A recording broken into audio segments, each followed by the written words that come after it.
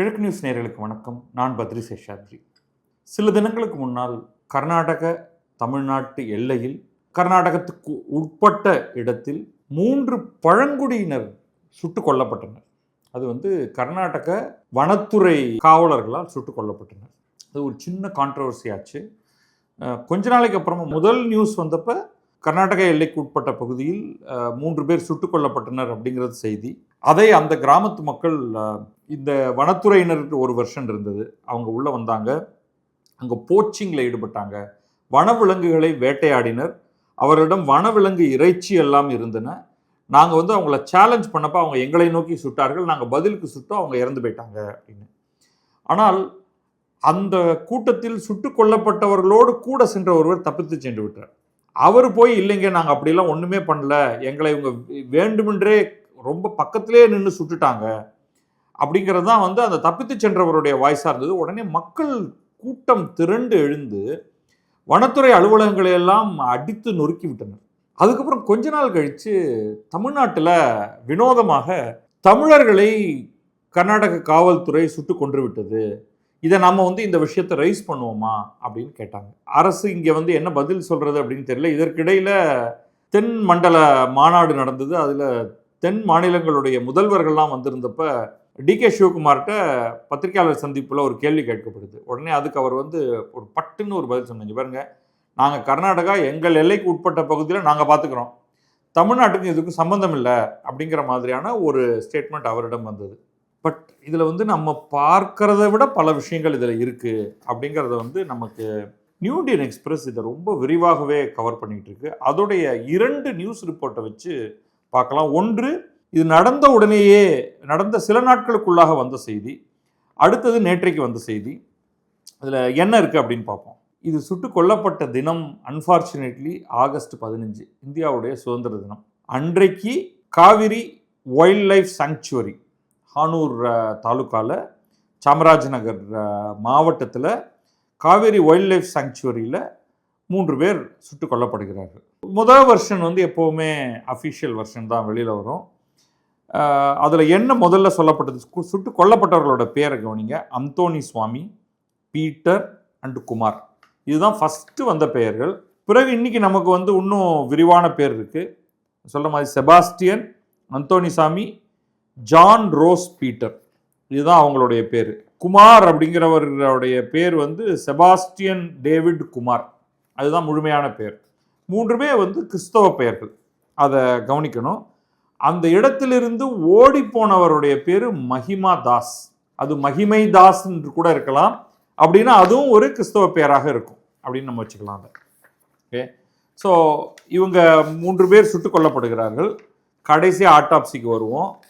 என்ன ஹிஸ்டாரிக்கலி என்ன பிரச்சனை அப்படின்னா, காவேரி வைல்ட் லைஃப் சாங்சுவரி, அதை ஒட்டி Malai Madeshwara hill wild life sanctuary, இந்த பகுதி ரொம்ப கிரிட்டிக்கலான பகுதி. வைல்ட் லைஃப், அதாவது வனவிலங்குகளை பொறுத்தவரை அங்கே யானைகள், புலிகள், சிறுத்தை புலி, லெப்பர்ட் அப்படின்னு சொல்லக்கூடியது, கரடிகள், சில வகை ஆடுகள், இதெல்லாம் நமக்கு ஓரளவுக்கு ரொம்ப ஒரு மாதிரி என்டேஞ்சர்ட் ஸ்பீஷிஸ். இதை தவிர எண்ணற்ற வனவிலங்குகள் இருக்கின்றன. ஒரு காட்டு இக்கோசிஸ்டம் அப்படிங்கிறது இந்த மாதிரி நாளே தான் இருக்குமானா இல்லை. பட் இவையே ரொம்ப முக்கியமாக நம்ம அதை சொல்கிறோம் அப்படின்னா, அவர் ரொம்ப எண்ணிக்கையில் ரொம்ப குறைவானவை. அது காப்பாற்றணும் அப்படிங்கிறது தான் வனவிலங்கு ஆர்வலர்கள், பொதுவாக இக்கோ கன்சர்வேஷனிஸ்ட், பயோடைவர்சிட்டி எக்ஸ்பர்ட்ஸ், இங்கே எல்லாருடைய கருத்துமே இதுதான். ஆனால் அந்த இடத்துல மக்களும் வாழறாங்க. அந்த மக்கள் அப்படிங்கிறது என்ன மாதிரி மக்கள் அப்படின்னா, அதில் வனத்தை நம்பி இருக்கக்கூடிய வனக்குடிகள், பழங்குடி மக்கள். அவங்களுக்கு இந்த ட்ரைபல்ஸ், பழங்குடிகள் நம்ம சொல்லக்கூடியவர்களுக்கு, அவங்களுக்கு முழுமையான வாழ்க்கைக்கு விவசாயம் பண்ண முடியாது. அவங்க அந்த விவசாயத்தில் தேர்ச்சி பெற்றவர்கள் அல்ல. ஞாபகம் வச்சுக்கணும். என்னங்க, அவங்களுக்கு கொஞ்சம் நிலத்தை கொடுத்து அந்த நிலத்தில் அவங்க பயிர் பண்ணலான்னா அவங்க அப்படிப்பட்ட பின்னணியிலிருந்து வருபவர்கள் அல்ல. இதை நம்ம புரிஞ்சுக்கணும். பல இடங்களில் சமநில பகுதி, வேலி அல்லது பள்ளத்தாக்கு, இந்த மாதிரி இடத்துல இருக்கக்கூடியவர்கள் சமதரையில் விவசாயம் செய்வது பழக்கப்பட்டவர்கள். ப்ளஸ் அவங்களுக்கு அதுக்கான அப்ளையன்ஸ் வச்சுருப்பாங்க, கையால் செய்துக்கிட்டு இருந்தாங்க, ஏர் பூட்டி நடந்துக்கிட்டு இருந்தது. இப்போ மெஷின் வந்துருச்சு. டிராக்டர் மேலே ஏறி உழுது நாற்று நட்டு களை பறித்து இப்போல்லாம் வந்து ட்ரோனெல்லாம் கொண்டு வந்து பூச்சி மருந்து தெளித்து இப்போ ஒரு மெஷின் வந்து கரெக்டாக லேசர் போட்டு களையை கரெக்டாக அது வந்து பயிரை விட்டுட்டு களையை மட்டும் லேசரால் சுட்டு பொசுக்கிற ஒரு படத்தை பார்த்தேன் இந்தியாவில். எங்கேயோ லெவல் நம்ம போயிட்டுருக்கோம். அதே மாதிரி த்ரெஷர், இதெல்லாம் அமெரிக்காவில் இன்னும் ஒரு 100 ஆண்டுக்கு முன்னாடியே செய்த விஷயங்களை நம்ம இன்னைக்கு செய்ய முற்பட்டுக்கிட்டு இருக்கோம். அது வந்து கடைசியாக அது கட்டுக்கட்டாக அறுவடை செய்து கட்டாக்கியே தூக்கி போட்டுரும். ஸோ அந்த அளவுக்கு இன்றைக்கி ஒரு பக்கம் போயிட்டுருக்குன்னா, அதே நேரத்தில் நம்ம பழங்குடி மக்கள் அவங்களுடைய விவசாயம் பெரும்பாலும் ஸ்லாஷ் அண்ட் பர்ன் அப்படின்னு சொல்லுவாங்க. காட்டில் ஒரு பகுதியை அவர்கள் அதை மார்க் பண்ணி அங்கே வைல்டு தானியங்களை விதைச்சு அதை அறுவடை செஞ்சுட்டு அந்த இடத்த கொளுத்திட்டு அவங்க நகர்ந்து போயிடுவாங்க. அதே இடத்துலேயே திரும்ப விவசாயம் செய்வாங்கன்னு கூட சொல்ல முடியாது. இது கூட இடத்துக்கு இடம் வேறுபடும். அதை தவிர காட்டு பொருட்கள் அப்படிங்கிறத அவங்க அதில் தேன் எடுப்பாங்க, காடுகளில் இருக்கக்கூடிய சில பழ வகைகள் எடுப்பாங்க, மூலிகைகள் எடுப்பாங்க. இது எல்லாத்தையும் அவங்க வந்து பயன்படுத்துறதுக்கு அவர்களுக்கு என்று ஒரு ஸ்பெஷல் சிறப்பு அனுமதி கொடுக்கப்பட்டிருக்கு. ஆனால் அதே சமயம் சேலஞ்ச் எங்கே வருதுன்னா ஹண்டிங். இப்போ மரத்துலேருந்து வேண்டியதை அவங்க எடுத்துக்கிட்டாங்கன்னா பெரிய பிரச்சனை கிடையாது. ஆனால் நீங்கள் காட்டு விலங்குகளை வேட்டையாடக்கூடாது என்று ஒரு சட்டம் சொல்கிறது. காட்டை ஒட்டி இருப்பவர்கள் அங்கே இருக்கிற மானை கொன்று அதோட இறைச்சியை சாப்பிட்டுக்கிட்டு இருந்தாங்க காலங்காலமாக. திடீர்னு விடுதலை வந்ததுக்கு பிறகு இல்லைங்க எங்கள் சட்டமே வேற அப்படின்னு சொன்னால் அவர்கள் என்ன செய்வார்கள் அப்படிங்கிற ஒரு கேள்வி இருக்குது. அந்த கேள்வியை பச்சுப்போம். அடுத்தது காம்ப்ளிகேஷன் எப்படி எங்கேருந்து வருது அப்படின்னா, இது வந்து 2 பார்டர், இது ஒரு எல்லைக்கு 2 பக்கமுமான, ஒரு பக்கம் கர்நாடகம், இன்னொரு பக்கம் தமிழ்நாடு. இதில் பெரும்பாலான நம்ம சொல்லக்கூடிய இந்த வைல்ட் லைஃப் சாங்சுவரி இருக்கிற பகுதி பார்த்திங்கன்னா கர்நாடகத்துக்குள்ளே இருக்குது. அதை பயன்படுத்துபவர்கள் அப்படின்னு பார்த்தீங்கன்னா அவங்க தமிழ்நாட்டிலையும் இருக்காங்க, கர்நாடகத்திலையும் இருக்காங்க. எல்லாமே சாதாரணமாக நம்மளை போன்றவர்கள்லாம் போகவே போகாத கிராமங்கள். இங்கே மட்டும் இல்லை, எல்லா மாநிலங்கள்லையுமே. இப்போ நீங்கள் சத்தீஸ்கட் போனீங்கன்னா அங்கே வந்து ஒரு முழு நீளத்துக்கு இந்த மாதிரி குறை சொல்லுவாங்க, மத்திய பிரதேசத்தில் சொல்லுவாங்க, உத்தராகண்டில் சொல்லுவாங்க. எங்கெல்லாம் இந்த வனம் இருக்கிறதோ, அஃப்கோர்ஸ் கர்நாடகத்தில், கேரளாவில், மகாராஷ்டிரத்தில், தெலங்கானாவில், இப்படி பல இடங்களில் வனப்பகுதியும் மக்களும் இருக்கக்கூடிய இடத்துல கான்ஃப்ளிக்ட் வந்துக்கிட்டே இருக்குது.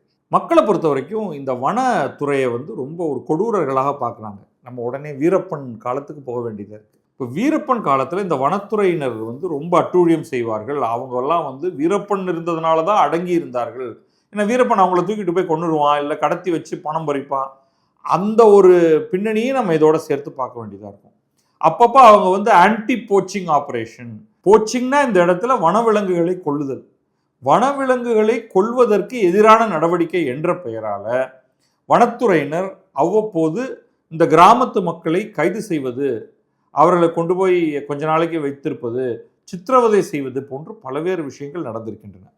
ஆனால் அந்த வீரப்பன் கான்ஃப்ளிக்ட்டுக்கு பிறகு கொலை அப்படிங்கிறது எதுவும் நடக்காமல் இருந்தது. இந்த இடத்துல என்னென்னலாம் இந்த பகுதிகளை பார்த்திங்கன்னா பொதுவாக சாமராஜ் நகர், கொள்ளேகால், ஹானூர், எம்எம் ஹில்ஸ், மலை மதேஸ்வரா ஹில், இந்த இடத்துல நிச்சயமாக இல்லீகல் ஹண்டிங் நடக்குதான்னா நடக்குது. யார் செய்கிறாங்கன்னா அந்த பகுதியில் இருக்கக்கூடிய மக்கள். அவங்க போய் புளியை கொள்றதெல்லாம் இன்றைக்கி நின்று போயிடுச்சு, யானையெல்லாம் போய் கொள்றதெல்லாம் நின்று போயிடுச்சு. அதெல்லாம் வந்து அந்த தந்தத்துக்காக கொள்வது என்பதெல்லாம் நின்றுடுச்சு. ஆனால் உணவுக்காக மான்களை கொள்ளுதல், மான் வகை இந்த சிறு விலங்குகளை கொள்ளுதல் அப்படிங்கிறது அந்த இடத்துல இருக்குது. பர்டிகுலர்லி வைல்டு போர், பன்றிகள். வைல்டு போர் அப்படின்னா பன்றி இறைச்சி இந்த பகுதியில் இருக்கிற மக்கள் சாப்பிட்றாங்க. வைல்டு போர் அது நீ கொள்ளாத அப்படின்னு வனச்சட்டம் சொல்லுதுன்னா அங்கே தான் ப்ராப்ளம் வருது. மான்கள், அந்த மான்கள்லேயே 2 புள்ளி மான் வகை, சாம்பார் மான் வகை அப்படிங்கிற மாதிரியான பல்வேறு, இதெல்லாம் அவர்கள் வந்து அந்த பகுதி மக்கள் ஒரேடியாக அழிப்பது கிடையாது. அவங்க ஏதோ ஒரு 4-5 வேட்டையாடி எடுத்துகிட்டு போய் அவங்க அனைவரும் பிரித்து கொண்டு சாப்பிடுகிறார்கள். அப்போ இங்கே தான் கான்ஃப்ளிக்ட் வருது. இதை நம்ம இந்த மாதிரி சட்டங்களை எப்படி கையாள்வது? ஒரு பக்கம் நீங்கள் ட்ரைபல்ஸுக்கென்று ஒரு சில அட்டானமி கொடுக்குறீர்கள், ஆனால் அதே சமயம் வனவிலங்கு சட்டம் அதை இடிக்குது. ஸோ இதில் வந்து மல்டிபிள் அதர் ப்ராப்ளம்ஸ் இருக்குது, அதை எல்லாத்தையும் விட்டுடுவோம். இதை வந்து குற்றம்னு சொல்கிறதா, இந்த ஆன்டி போச்சிங் பெட்ரோல்ஸ் ஆட்கள் போய் அந்த இடத்த சுற்றிட்டு இருக்கிறவங்க அவங்க நடந்துக்கிறத என்ன மாதிரி, அவங்களும் வந்து ரொம்ப ஃப்ரெண்ட்லியாக இல்லாமல் நடந்துக்கிறது இல்லை. ஆகஸ்ட் 15 அன்னைக்கு 3 பேர் கொல்லப்பட்டார்கள் இல்லையா? வனத்துறை என்ன சொல்கிறாங்கன்னா அவர்களிடம் துப்பாக்கிகள் இருந்தன. ஆப்வியஸ்லி வேட்டையாடுறவங்க வந்து இந்த நாட்டு துப்பாக்கி என்று சொல்லக்கூடிய ஷார்ட் கன்ஸ் வந்து அவங்க வச்சுருக்காங்க. அவங்கள்ட்ட வந்து அம்யூனிஷன் என்ன அதெல்லாம் பறித்தோம், அவங்கள்ட்ட நிறையா வனவிலங்குகளின் இறைச்சி கிடைத்தது, நாங்கள் போய் அவங்கள நிறுத்த சொன்னோம், அவங்க எங்களை பார்த்து சுட்டாங்க, நாங்கள் பதிலுக்கு சுட்டோம். இதுதான் வந்து கர்நாடக வனத்துறையுடைய ஸ்டோரி. ஆனால் அந்த தப்பிச்சு வந்த, நான் சொன்ன மாதிரி தப்பிச்சு வந்த மஹிமா தாஸ் வந்து இதை கடுமையாக மறுக்கிறார். அவர் அப்படியெல்லாம் கிடையாது, இங்கே பார்த்த உடனே அவங்க சுட ஆரம்பிச்சிட்டாங்க, அதுவும் ஒருத்தர் தூரத்துலேருந்து சுட்டாங்க, 2 பேர் கிட்டக்கவே வந்து சுட்டுட்டாங்க அப்படின்லாம் அவர் சொல்கிறார். அவர் சொல்கிறது யாருமே கேட்குற மாதிரி கிடையாது. அதனால தான் மக்கள் கொதிச்செழுந்து அந்த குடும்பத்தை சேர்ந்தவர்கள்லாம் கொதிச்சிட்டாங்க. அந்த 3 பேருடைய குடும்பம் அவங்க சொல்கிறது அந்த கிராமங்களில் உள்ளவங்களும் கேட்டுட்டு அவங்களும் ஒன்றாக திரண்டு அவங்க எங்கெல்லாம் இந்த ஆன்டி போச்சிங் கேம்ப் இருந்ததோ அதை எல்லாத்தையும் சூறையாட ஆரம்பித்தாங்க. இது வந்து ஒரு பெரிய சைக்கிள் ஆஃப் வயலன்ஸ் அப்படின்னு சொல்லுவோம். அது ரொம்ப ஒரு பெரிய விஷயமாயிடுச்சு. அதுக்கப்புறமா நான் சொன்ன மாதிரி அரசியல்வாதிகளும் அதில் இறங்கினாங்க. சரி, இப்போ எது உண்மை அப்படிங்கிறப்ப ஒரே வழியில் அந்த உண்மையை கண்டுபிடிக்கிறது நியாயமான முறையில் பிரேத பரிசோதனை நடத்துறது தான். தூரத்துலேருந்து சுடுறதுக்கும் கிட்டக்கிலேருந்து சுடுறதுக்கும் ஒரு பெரிய வித்தியாசம் இருக்குது. இப்போ கடைசியாக என்ன நடந்திருக்கு? நியூ இண்டியன் எக்ஸ்பிரஸில் இன்னொரு ரிப்போர்ட் இதை குறிப்பிட்டு சொல்லுது. இதில் வந்து கொல்லப்பட்ட 3 பேரில் 2 பேர் நிச்சயமாக மிக அருகில் வைத்து சுடப்பட்டிருக்கின்றனர். இப்போ அருகில் வைத்துனா இப்போ எனக்கும் கேமராவுக்கும் உள்ள தூரம், அதாவது 3லிருந்து 5 மீட்டருக்குள்ளே சுட்டிருக்காங்க. அப்போ எதிராளியிடம் நிச்சயமாக துப்பாக்கியை வைத்து அவர் சுடுவது போல இல்லை, இவங்க சுற்றி வளைச்சிட்டாங்க, இருந்தாலும் இவர்களுக்கு பாடம் கற்பிக்க வேண்டும் என்று க்ளோஸ் ரேஞ்சில் அடித்து சுத்துக்கிட்டாங்க. அதில் ஒருத்தர் மேபி லாங் ரேஞ்சில் சுடப்பட்டிருக்கலாம். ஒருத்தருக்கு வந்து வயத்தில் பயங்கரமாக சுடப்பட்டிருக்கு, இன்னொருத்தருக்கு ரிப் கேஸில் சுடப்பட்டிருக்கு. ஒருவர் வந்து சுட்டு கொல்லப்பட்டவர்களில் ஒருவருக்கு 36 வயசு, ஒருவருக்கு 42 வயசு, இன்னொருத்தருக்கு 50 வயசு. இன்னொருத்தர் தப்பிச்சு ஓடி போயிட்டார் அந்த இடத்த விட்டு. இவங்க நிச்சயமாக வேட்டையாடுவதற்காக போயிருக்கலாம். ஆனால் அப்படிப்பட்டவர்களை நீங்கள் பதிலுக்கு சுடுவீர்களா அப்படிங்கிறது தான் கேள்வி. அவர்கள் தவறே செய்திருக்கிறாங்கன்னு வச்சுப்போம், நீங்கள் அவங்கள ஏன் அரெஸ்ட் பண்ணலை அப்படிங்கிறது தான் கேள்வி.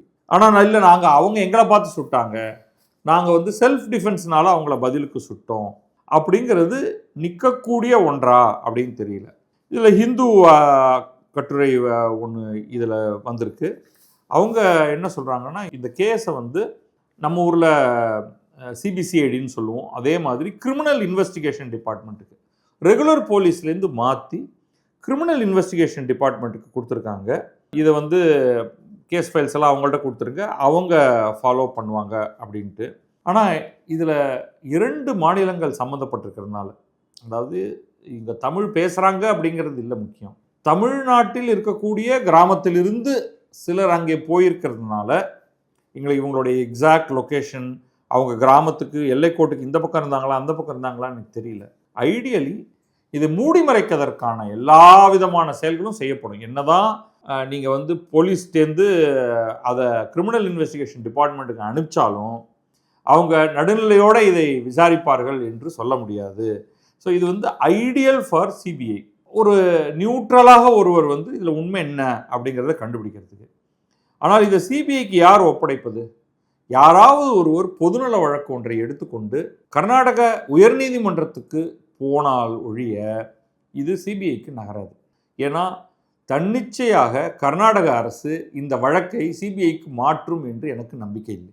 பொலிட்டிக்கலி இந்த பழங்குடியினர் ஒரு வலுவான ஃபோர்ஸ் கிடையாது. இப்போ இது வந்து ஊருக்குள்ளே நடந்திருக்குன்னா நம்ம இங்கேவே பார்க்கலாமே. சாத்தான்குளத்தில் 2 பேர் லாக்அப்பில் வைத்து அடித்து கொல்லப்பட்டார்கள்.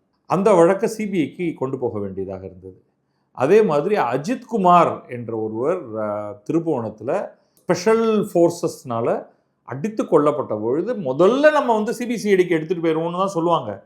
இல்லை, எங்களுக்கு வந்து அந்த குடும்பத்தை சேர்ந்தவர்கள் கோர்ட்டுக்கு போய் எங்களுக்கு நம்பிக்கை இல்லை அப்படின்னு அவங்க போராடியதுக்கு பிறகு தான் கோர்ட் இன்டர்வீன் பண்ணி இந்த கேஸை சிபிஐக்கு மாற்றுது. அதே மாதிரியான ஒன்றை செய்வதற்கு கூட இந்த ட்ரைபல்ஸ்னால, இந்த கிராமத்தில் இருக்கக்கூடிய ட்ரைபல்ஸ்னால முடியுமா அப்படிங்கிறது ஒரு கேள்வி. ஆனால் இதற்கிடையில் என்னெல்லாம் நடந்திருக்குன்னு பார்ப்போம். ஒரு மேஜிஸ்ட்ரேட் என்கொயரி, அரசு மேஜிஸ்ட்ரேட் என்கொயரிக்கு ஆர்டர் பண்ணியிருக்கு. அது நேச்சுரல்.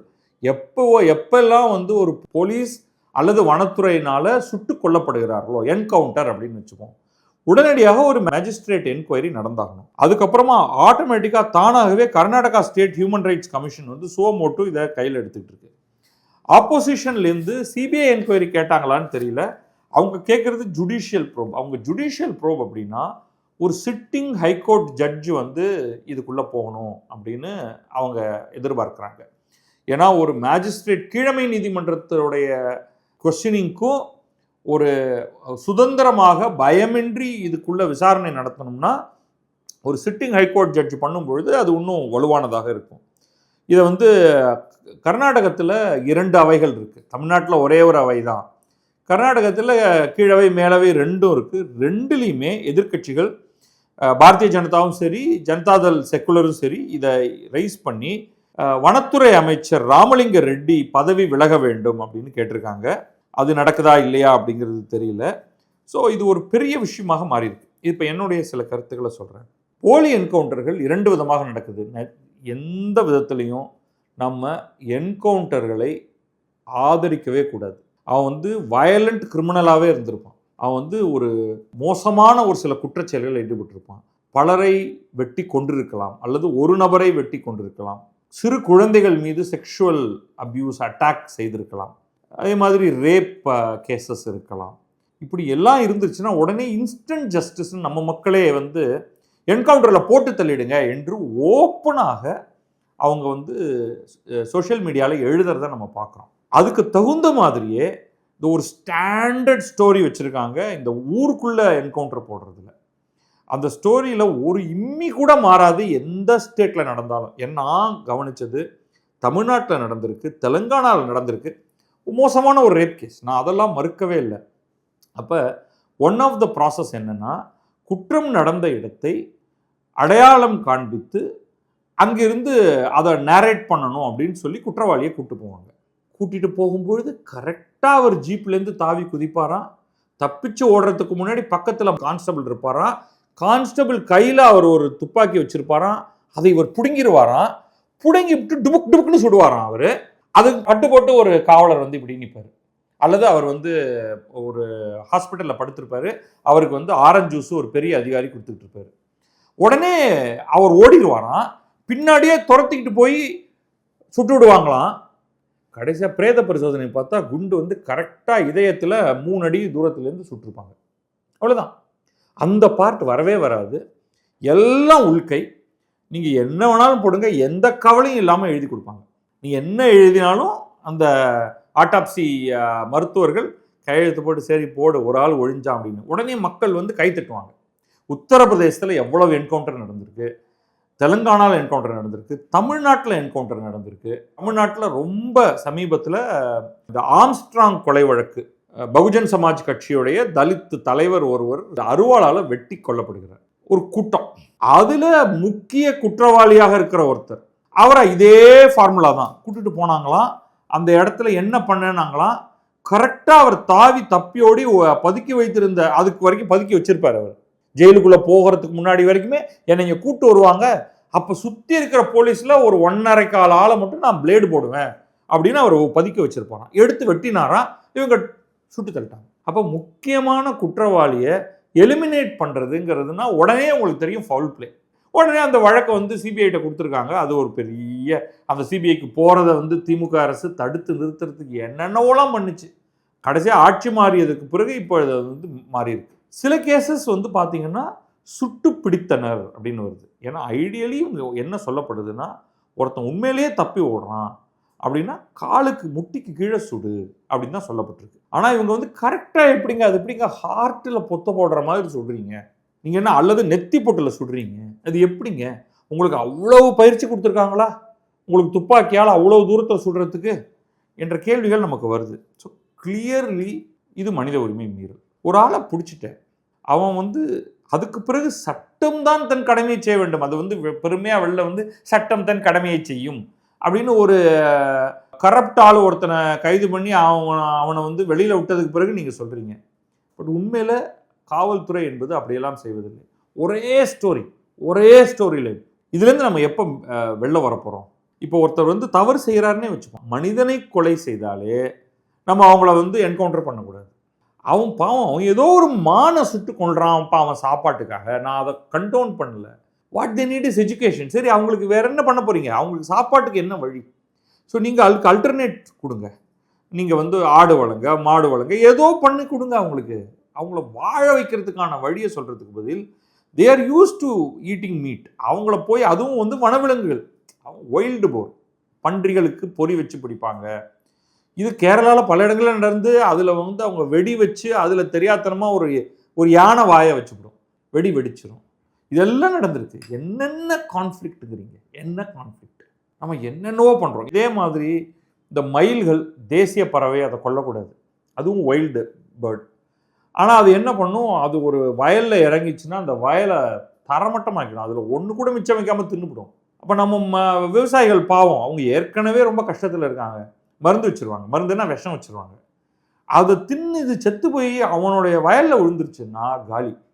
உடனே வனத்துறையினர் வந்துடுவாங்க, அதை கைது பண்ணிவிடுவாங்க, அந்த ஃபார்மரை கைது பண்ணிவிடுவாங்க, பண்ணி ரொம்ப படுத்தி எடுப்பாங்க. இதுக்கு ஒரு ப்ராப்பர் சொல்யூஷன் கொடுக்க முடியும். நம்ம வந்து அதை ஃபோக்கஸே பண்ண மாட்டேங்கிறோம். நமக்கு ஒரு ப்ரையாரிட்டி வேணும். வனவிலங்குகள் முக்கியம்தான், ஆனால் அவர்களை விட மனிதர்கள் முக்கியம், அதுவும் பழங்குடி மக்கள் முக்கியம். மற்றவங்களுக்கு அல்டர்னேட் சொல்யூஷன் கொடுத்துட்டீங்க, அவங்களுக்கு ரேஷன் அரிசி தரீங்க, ஏதோ தரீங்க, அவங்க எதையோ சாப்பிட்டு போகிறாங்க. இந்த மாதிரியான அந்த கான்ஃப்ளிக்ட் பார்ட்டில் என்ன பண்ண போகிறீங்க? இதில் வன ஊழியர்கள், வனத்துறை அதிகாரிகள், அவங்களுக்கு இதில் என்ன மாதிரியான ரோல் இருக்குது? ஏன் அவங்க வந்து அட்டாக் மோடுக்கு போகிறாங்க? இந்த பாவப்பட்டவர்கள் இவங்களுக்கு உங்களுக்கு கொடுக்குறேன்டா தண்டனையை என்று இந்த மாதிரி செய்வதனால என்ன தகவலை அவங்க வந்து பொதுமக்களுக்கு சொல்ல விரும்புகிறாங்க? இப்போ இது எல்லாத்தையும் வெளியில் கொண்டு வர்றதுங்கிறது இந்த கான்ஃப்ளிக்ட் வழியாக வெளியில் வந்தால் நல்லது. இதற்கு ஒரு காம்ப்ரிஹென்சிவ் சொல்யூஷன்னா இதில் வந்து தமிழக அரசு தலையிட வேண்டும் என்பது சரியல்ல. அவன் தமிழ் பேசுகிறவன் அப்படிங்கிறதுனால நீங்கள் இதை பண்ணீங்கன்னா, நாளைக்கு கன்னட மொழி பேசும் திருச்சியில் இருக்கும் ஒரு திருடன் ஏதோ ஒரு தவறு செய்து விட்டார், அவரை அரசு கைது செய்துனா உடனே கர்நாடகா வந்து கோர்ட்டுக்கு வரணுமா? கன்னட மொழி பேசுபவர்களை நீங்கள் உங்கள் ஊரில் கைது செய்திருக்கிறீர்கள்னு பேசிட்டு குற்றம் எங்கே நடந்திருக்கு? ஜூரிஸ்டிக்ஷன் யாருக்கு? ஆனால் நம்ம மனித உரிமை மீறல்ங்கிறது எல்லாருமே கண்டிக்கணும். அவன் தமிழ் பேசுகிறாங்கிறதுனால மனித உரிமை. அதே மாதிரி நீங்கள் வந்து இந்த ரெட் சாண்டர்ஸ் கடத்தல், தமிழ்நாட்டிலிருந்து ஆந்திராவுக்கு போய் ஆந்திராவில் அவர்கள் சுட்டுக் கொல்லப்பட்டார்கள். எகெயின் இல்லீகலாக என்கவுண்டர் டெத்து தான் அது. அது எதுக்காகனா, நீ உங்கள் ஊர்லேருந்து இங்கே வந்து இதை பண்ணிகிட்டு இருக்க, உங்களை 4 பேரை போட்டால் தான் உங்களுக்கு வந்து அறிவு வரும், நீங்கள் நிறுத்துவீங்க என்பதற்காகவே செய்யப்பட்டது, நல்லாவே தெரியுது. அதுக்கு அப்போ வந்து நம்ம அதை ஹைலைட் பண்ணோம். உடனே வந்து நம்ம இங்கே தமிழ்நாட்டிலேயே திருடர்களுக்கெல்லாம் நீங்கள் வந்து மரக்கடத்தல் பண்ணுறவங்களுக்கெல்லாம் சப்போர்ட் பண்ணாதீங்க. அப்படி கிடையாது. அவன் மரக்கடத்தல் பண்ணா என்ன, என்னத்தை பண்ணா என்ன? இந்தியா எப்படி நடந்துக்குதுன்னு பாருங்கள். வெளிநாட்டில் இந்தியர்கள் ஒரு குற்றம் செய்திடுறார்கள். அவங்க இப்போ பர்டிகுலர்லி கல்ஃப் நாடுகளில் ஏதோ ஒரு ஹீட்டட் இதில் ஒருத்தனை அடித்து சாவடிச்சிட்றான்னா அவங்க ரொம்ப ஈஸியாக மரண தண்டனை தான் கொண்டு போய் உள்ளே தூக்கி போட்டுருவாங்க.